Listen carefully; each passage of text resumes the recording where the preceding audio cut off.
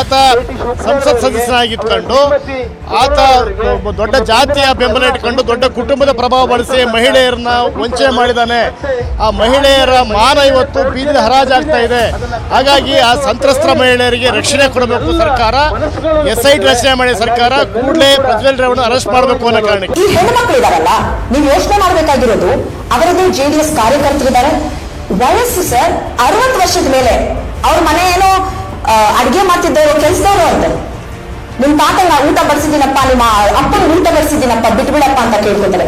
ಇಂತಹ ರಾಕ್ಷಸ ಮನೋಭಾವ ಇರೋದು. ರಕ್ಷಕರೇ ರಾಕ್ಷಸರಾಗಿದ್ದಾರೆ ಸರಿ. ಕಾಶ್ಮೀರ್ ಫೈಲ್ಸ್ ಬಗ್ಗೆ ಬಹುಪಾಲು ಜನ ಮಾತಾಡಿದ್ರು. ಕೇರಳ ಫೈಲ್ಸ್ ಬಗ್ಗೆ ಕೂಡ ಬಹುಪಾಲು ಜನ ಮಾತಾಡಿದ್ರು. ಅವರ ಕಂಠ ಕಿತ್ತೋಗೋ ರೀತಿಯಲ್ಲಿ ಕಿರ್ಚಾಡಿದ್ರು.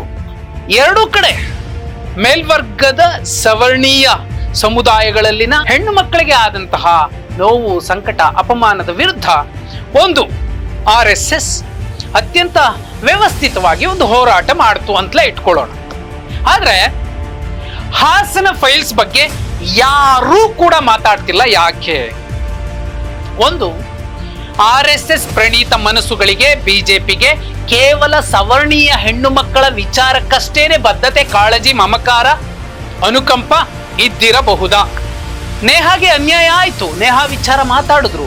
ಆದ್ರೆ ಇಲ್ಲಿ ಹಾಸನದಲ್ಲಿ 2976 ವಿಡಿಯೋಗಳಲ್ಲಿ ಚಿತ್ರ ಹಿಂಸೆ ಅನುಭವಿಸಿ ನರಕ ಕಂಡು ಕಣ್ಣೀರಿಟ್ಟು ಗೋಳಾಡಿದಂತಹ ಹೆಣ್ಣು ಮಕ್ಕಳ ವಿಚಾರವಾಗಿ ಯಾಕೆ ಅಂಥದ್ದೊಂದು ಕಾಶ್ಮೀರ್ ಫೈಲ್ಸ್, ಕೇರಳ ಫೈಲ್ಸ್ ರೀತಿಯಲ್ಲಿ ಹಾಸನ ಫೈಲ್ಸ್ ಅಂತ ಸೋಷಿಯಲ್ ಇನ್ಫ್ಲೂಯೆನ್ಸಸ್ ಇರಬಹುದು, ಬಲಪಂಥದ ಮಾಧ್ಯಮ ಇರಬಹುದು, BJPಯನ್ನ, ಮೋದಿಯನ್ನ ಹಾಡಿ ಹೊಗಳುವಂತಹ ಭಜನೆ ಮಂಡಳಿಗಳಿರಬಹುದು, ಯಾಕೆ ಮಾತಾಡ್ತಿಲ್ಲ? ಒಂದು ವಿಚಾರ, ಹಾಸನ್ ಫೈಲ್ಸ್ ಬಗ್ಗೆ ಒಂದು ವಿಚಾರ, ಕಾಂಗ್ರೆಸ್ ವಕ್ತಾರರಾದಂತಹ ಭವ್ಯ ನರಸಿಂಹಮೂರ್ತಿ ಅವರು ಒಂದು ಪ್ರಕರಣವನ್ನ ಹೇಳಿದ್ರು. ಆ ಪ್ರಕರಣ ಕೇಳಿದ್ರೆ ಯಾವನಿಗೆ ಆಗಿರ್ಲಿ, ಅವನು ಉಪ್ಪು ಹುಳಿ ಖಾರ ತಿನ್ನುವಂತವನು ಯಾವನೇ ಇರಲಿ, ತಾಯಿಯ ಬಗ್ಗೆ, ಹೆಣ್ಣು ಮಕ್ಕಳ ಬಗ್ಗೆ ಬಹುದೊಡ್ಡ ಗೌರವ ಇರುವಂತಹ ಒಂದು ಸಣ್ಣ ಹುಡುಗನೇ ಇರಲಿ, ಆ ಪ್ರಕರಣ ನೋಡಿದ ಮೇಲೆ ಕೋಪ ನೆತ್ತಿಗೆ ಇರುತ್ತೆ. ಯಾರು ಆ ಪ್ರಕರಣದಲ್ಲಿ ಬಲಿಪಶುವಿನ ಎದುರಲ್ಲಿ ಪ್ರತಾಪದ ಪ್ರಜ್ವಲವನ್ನು ತೋರಿಸಿದ್ನೋ ಅವನಿಗೆ ಕೊರಳಪಟ್ಟಿ ಹಿಡ್ಕೊಂಡು ಕಪಾಳಕ್ಕೆರಡು ಬಿಡಬೇಕು ಅನ್ನುವಷ್ಟರ ಮಟ್ಟಿಗಿನ ಕೋಪ ಬರುತ್ತೆ. ಅವರದ್ದೇ ಮನೆಯಲ್ಲಿ ಕೆಲಸ ಮಾಡುವಂತಹ 65 ವರ್ಷಕ್ಕೂ ಮಿಗಿಲಾದಂತಹ ಒಂದು ಹೆಣ್ಣು ಮಗಳು ವೃದ್ಧೆ, ಬೇಡಪ್ಪ ಹೀಗೆಲ್ಲ ಮಾಡಬಾರ್ದು, ನಾನು ನಿನ್ನ ತಾತನಿಗೆ, ನಿಮ್ಮ ಅಪ್ಪನಿಗೆ ಊಟ ಬಡಿಸಿದ್ದೀನಿ, ನಿನಗೆ ತಾಯಿ ಸಮಾನ ಅಂತ ಹೇಳಿದ್ರೂ ಕೂಡ ಒಂದು ಕಚಡ ಕೆಲಸವನ್ನ, ಥರ್ಡ್ ಕ್ಲಾಸ್ ಕೆಲಸವನ್ನ, ನೀಚತನದ ಕೆಲಸವನ್ನ, ದುರುಳನ ರೀತಿ, ದುಷ್ಟನ ರೀತಿ ಆಕ್ರಮಿಸುವಂಥದ್ದಿದೆಯಲ್ಲ, ಎದುರಿಗಿರುವಂಥದ್ದು ತಾಯಿಗಿಂತ ದೊಡ್ಡ ವಯಸ್ಸಿನ ಹೆಣ್ಮಗಳು ಅನ್ನುವಂತಹ ಸೂಕ್ಷ್ಮ ಪ್ರಜ್ಞೆಯನ್ನು ಇಲ್ಲದೆ, ಅರಿವು ಇಲ್ಲದೆ ಅಸಹ್ಯದಿಂದ ವರ್ತಿಸಿದನಲ್ಲ ಅಂತಹ ವ್ಯಕ್ತಿಯ ಬಗ್ಗೆ ಯಾಕೆ ಮಾತಾಡ್ತಾ ಇಲ್ಲ? ವಿಪರ್ಯಾಸ ನೋಡಿ. ಬೇಟಿ ಬಚಾವ್ ಅನ್ನುವಂತಹ ಬಹುದೊಡ್ಡ ಅಭಿಯಾನವನ್ನ ಮಾಡಿ ಪುಕ್ಷಟ್ಟೆ ಮನ್ ಕಿ ಬಾತ್ ಮಾತಾಡುವಂತಹ ವ್ಯಕ್ತಿ ಈ ದೇಶದ ಪ್ರಧಾನಿ. ವಿಷಯ ಗೊತ್ತಿತ್ತು, ದಾಖಲೆ ಇದೆ. ಡಿಸೆಂಬರ್ 8, 2023 ಹೊಳೆನರಸೀಪುರದಿಂದ BJP ಅಭ್ಯರ್ಥಿಯಾಗಿ ಸ್ಪರ್ಧಿಸಿ ಪರಾಭವಗೊಂಡಂತಹ ದೇವರಾಜೇಗೌಡರು ಪತ್ರ ಬರೀತಾರೆ. ಮೈತ್ರಿ ಮಾಡಿಕೊಂಡ್ರು ಕೂಡ ನೀವು NDA ಅಭ್ಯರ್ಥಿಯಾಗಿ ಪ್ರಜ್ವಲ್ ರೇವಣ್ಣ ಅವರನ್ನ ಅಖಾಡಕ್ಕೆ ಇಳಿಸಬೇಡಿ, ಯಾಕಂದ್ರೆ 2976 ವಿಡಿಯೋಗಳಿದಾವೆ. ಅಷ್ಟೂ ವಿಡಿಯೋಗಳಲ್ಲಿ ಬಲಿಯಾದವರು ಅವರದ್ದೇ ಸಮುದಾಯದ ಹೆಣ್ಣು ಮಕ್ಕಳು ಮತ್ತು ದಮನಿತ ಶೋಷಿತ ವರ್ಗದವರು ಅನ್ನುವಂತಹ ಸೂಕ್ಷ್ಮ ಸಂಗತಿಯನ್ನ ಹೇಳಿದ್ರು. ಈ ವಿಚಾರ ರಾಜ್ಯ BJP ಘಟಕದ ಪ್ರತಿಯೊಬ್ಬರಿಗೂ ಗೊತ್ತಿತ್ತು, ಕೇಂದ್ರದ BJP ನಾಯಕರಿಗೂ ಗೊತ್ತಿತ್ತು. ಆದ್ರೂ ಖುದ್ದು NDA ಅಭ್ಯರ್ಥಿಯಾಗಿ ಪ್ರಜ್ವಲ್ ರೇವಣ್ಣ ಅವರು ಅಖಾಡಕ್ಕೆ ಇಳಿತಾರೆ.